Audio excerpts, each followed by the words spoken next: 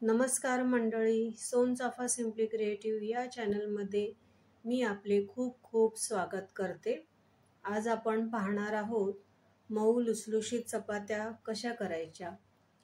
आता चपात्या तर सगळ्यांनाच येतात, पण नवशिक्या मुलींसाठी खास ह्या टिप्स आहेत। तर आपण पीठ घेताना आधी कुठल्याही प्रकारचे गहू घ्या, पण ते अतिशय बारीक दळलेलं हवंय। जाडसर पीठ हे रेडीमेड पीठ मिळतं ते जाडसर असतं, पण आपण दळलेलं पीठ अतिशय बारीक पाहिजे आपल्याला। घरघंटीवर ते बारीक दळलं गेलेलं असतं। आणि मी हे थोडंसं पीठ जे काढून ठेवलेलं आहे ते शेवटी लावण्यासाठी, आणि ते पण एक्सपर्ट गृहिणी असतात त्यांना त्याची गरज नसते, त्यांच्या परातीला अजिबात पीठ राहत नाही। पण ज्या नवीन मुली असतात त्यांच्या परातीला खूप पीठ राहतं, आणि त्याच्यामुळे मग ते पीठ काढण्यासाठी आधी असं तेल लावायचं, त्यावर थोडंसं पीठ टाकायचं, आणि नंतर पूर्ण हाताचं परातीचं पीठ चोळून चोळून काढायचं, म्हणजे जरा पण पीठ परातीला राहत नाही। आणि असं व्यवस्थित पीठ आपलं मळून घ्यायचंय। आणि ते पीठ आता आपण 15-20 मिनिटं झाकून ठेवणार आहोत। चला, आता आपले 15-20 मिनिटं झालेले आहेत। आता आपण चपात्या करायला घेऊया। आता चपात्या करताना मी आधी पोळपाटाला तेल लावून घेते, आणि त्यावर मग ते पीठ एकदम मळून घेते व्यवस्थित, आणि मग त्याचे गोळे करते। आता पटापट गोळे, आपल्याला पटापट जर चपात्या करायच्या असतील तर आपण आधीच घड्या करून ठेवल्या तरी चालतात।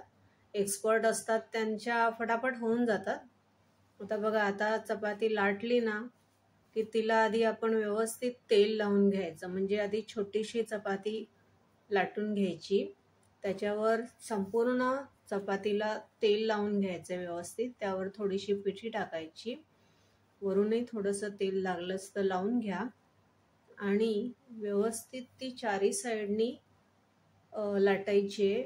आणि लाटताना सगळीकडून व्यवस्थित लाटायची आहे, आणि अति पातळ लाटायची नाही। पातळ लाटली तर चपाती कडक होणार, त्यामुळे तिला थोडीशी जाड ठेवायची, जेणेकरून तिला फुगायला वाव मिळतो।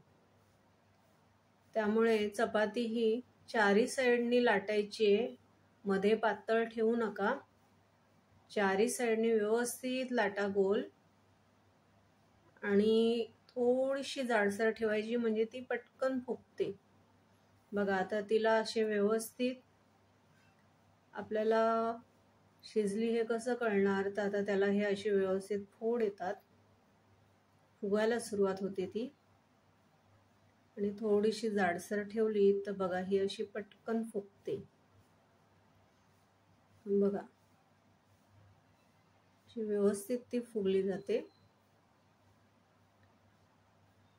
आणि थोडं थोडं पाणी घालून पीठ मळल्यामुळे ते व्यवस्थित मऊ पण होतं।